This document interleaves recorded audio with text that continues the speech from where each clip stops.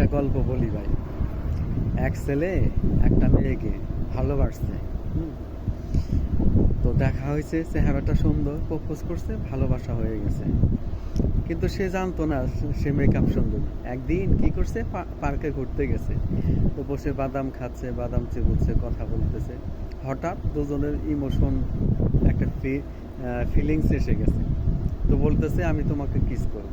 তো মেয়েটি বলছে ঠিক আছে দাও।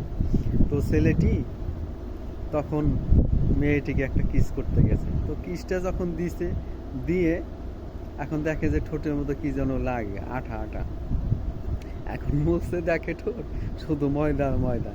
আর মেয়েটা যেখানে কিস করছে সেখানে তাকিয়ে দেখে সেখানকার ময়দা উঠে গেছে, ভিতরে ভাই কালা কালা।